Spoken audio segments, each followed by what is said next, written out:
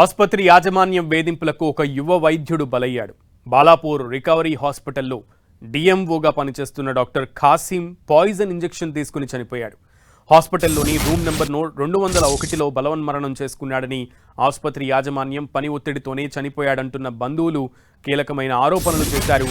అయితే డాక్టర్ ఖాసిం మృతదేహాన్ని గుట్టుచప్పుడు కాకుండా ఉస్మానియా ఆసుపత్రికి తరలించి రికవరీ ఆసుపత్రి యాజమాన్యం గుట్టుచప్పుడు కాకుండా తరలించడంతో కుటుంబ సభ్యులు ఆరోపణలు చేస్తున్నారు, నిరసన వ్యక్తం చేస్తున్నారు. అటు బంధువులు కూడా న్యాయం చేయాలంటూ పోలీసులను ఆశ్రయించారు.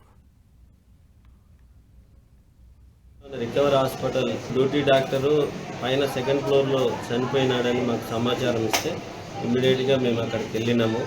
అక్కడ సెకండ్ ఫ్లోర్లోనే SICU రూమ్లో ఒక అతను నిర్జీవంగా చనిపోయి ఉన్నాడు. అతను కాసిఫ్ అహ్మద్, వైజాగ్ అతనిది. ఇక్కడ యాకత్పూర్లో ఉంటాడని ప్రాథమిక సమాచారం ఉంటుంది. వాళ్ళ పేరెంట్స్కి వైజాగ్లో ఉంటారు. వాళ్ళ పేరెంట్స్కి సమాచారం ఇచ్చినాం. వెంటనే క్లూస్ టీమ్ని పిలిపించినాం.